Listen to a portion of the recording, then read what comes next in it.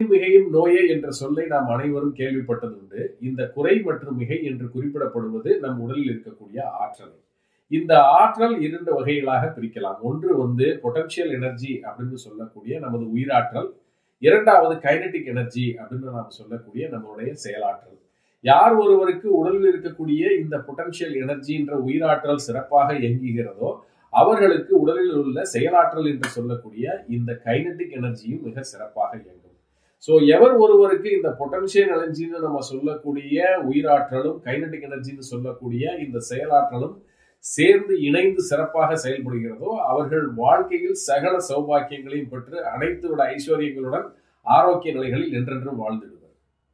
எப்போதெல்லாம் இந்த ஆற்றல் குறைபாடுகளை சந்திக்கின்றதோ, எப்போதெல்லாம் இந்த ஆற்றல் மிகைப்பாடுகளை சந்திக்கின்றதோ, குறையும் மிகையும் நோயே இருக்கின்றதோ அப்போதெல்லாம் நம் உடல்நிலைகளில் உள்ளே இருக்கக்கூடிய ஏதோ ஒரு உறுப்பு மண்டலமோ சீர்கெட்டு விட்டு அதனுடைய அறிகுறிகளை நமக்கு அறிவிப்புகளாக வெளிக்காட்டும்.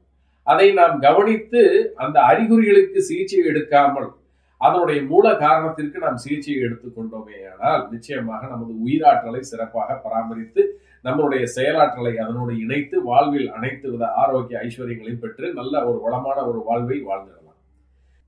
பல்லாயிரம் வருடங்களுக்கு முன்பாக நமது முன்னோர்கள் விட்டு சென்ற ஒரு அற்புதமான அருமையான ஒரு சிகிச்சை முறையை கலையாக நாம் வைத்திருந்தோம். இன்று அது நம்மிடம் இல்லை. அது கூர்மவர்மம், தொடுவர்மம், தட்டுவர்மம், நோக்குவர்மம் என்று இன்று அயல்நாடுக்கு சென்று அது உருமாறி இன்று நம்மிடமே அக்குபங்சர், அக்குப்ரெஷர், அக்குடச், அக்கு மசாஜ், ஹிப்னோதெரபி அப்படின்ற விதத்தில் நம்மிடம் மீண்டும் வருகிறது. அதை நாம் ஆர்வத்துடன் சென்று கற்றுக்கொண்டிருக்கின்றோம்.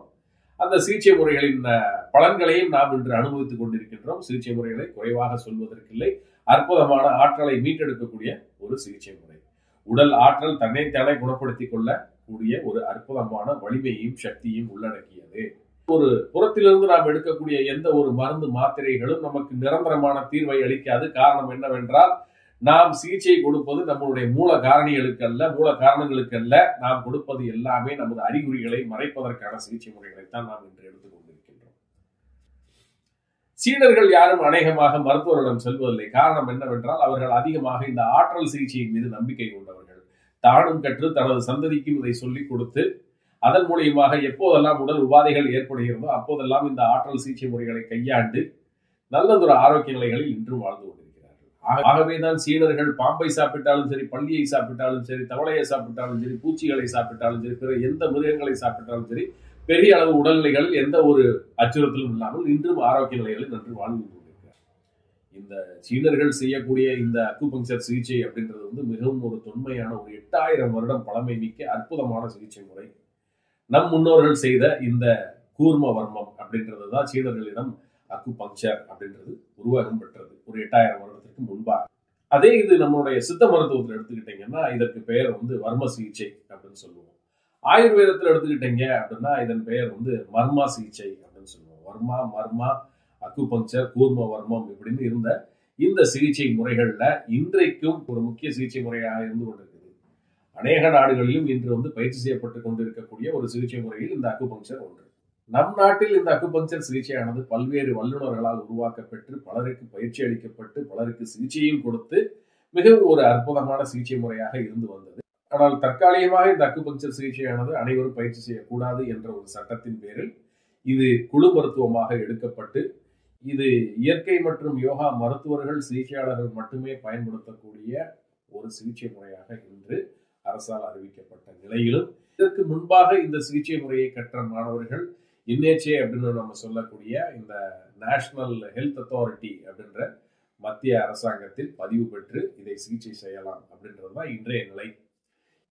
இவையெல்லாம் ஒரு பக்கம் இருந்த போதிலும் இந்த அற்புதமான அக்குபங்சர் சிகிச்சை முறையில் இருக்கக்கூடிய அற்புதமான பலன்கள், இது தரக்கூடிய நலங்கள், இதையெல்லாம் நாம் இன்றளவும் அறியாமல் பலர் இருந்து கொண்டுதான் இருக்கின்றோம்.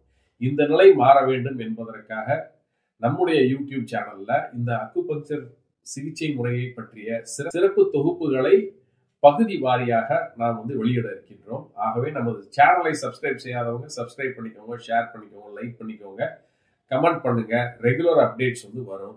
இந்த சிகிச்சை முறையை தன்னிச்சையாக சுயமாகவோ பிறருக்கோ நீங்கள் கொடுக்க கூடாது.